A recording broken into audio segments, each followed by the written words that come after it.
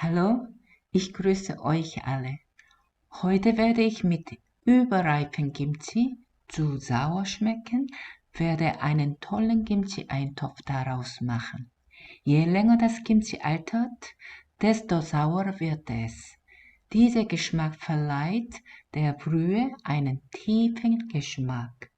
Es gibt viele Arten von Kimchi-Jjigae. Wir werden eine schnelle, aber gut schmeckende Version machen. Diese Version wird von einem meiner Lieblingskoch aus Korea, Herrn Baek-jong, interpretiert. So, jetzt geht es los. Hier ist eine Liste der Zutaten. Erstmal waschen wir die Reis, kombinieren wir es mit Kimchi-Jjigae.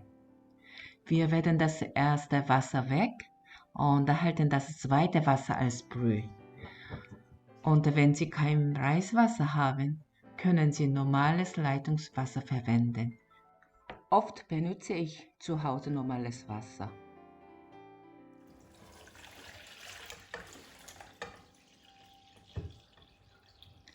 Reiswasser beiseite stellen. 350 Gramm Schweinefleisch mit etwas Fett. Ich mag Schweinehals. Manche Leute benutzen Schweinebauch. Das ist ganz ihre Wahl. Schweinefleisch und Kimchi im mundgerechte Stück schneiden.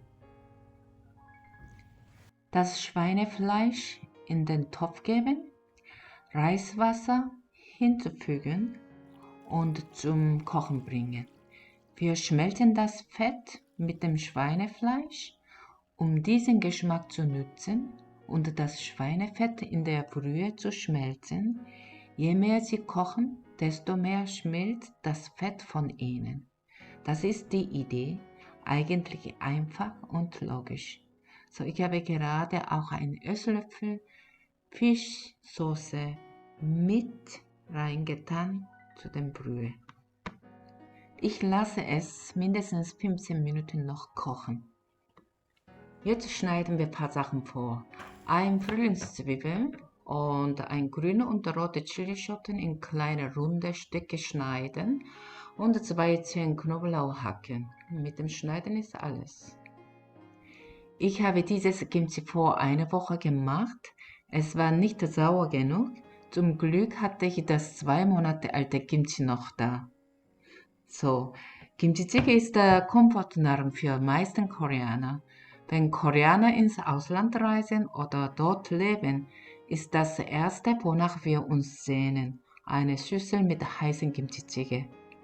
So, jetzt tun wir Frühlingszwiebel und gehackte Knoblauch und dann grün und rote Paprikaschote rein.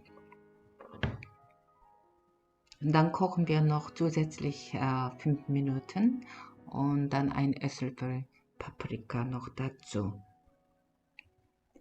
Und ja, während viele Leute Kimchi selbst probiert haben, haben nur wenige es als Eintopf probiert. Probieren Sie es zu Hause.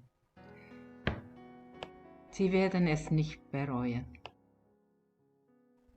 Mit einer wütend roten Farbe sieht der Eintopf aggressiv und einschüchternd aus. Die Brühe ist überraschend weich, weder zu scharf noch zu salzig. Der Eintopf wird normalerweise mit einer Schüssel heißem Klebreis kombiniert. Nehmen Sie zum Essen einen Löffel der Brühe zusammen mit einem Stück Kimchi und Schweinefleisch und legen Sie es über Ihren Reis. Dann balancieren Sie es auf Ihrem Löffel und dann nehmen Sie einen großen Bissen. Oh mein Gott, nach 10 Minuten haben wir fast leer gegessen. Tatsächlich 4 Personen habe ich gekocht. Aigo, wir sind beide wirklich gute Esser.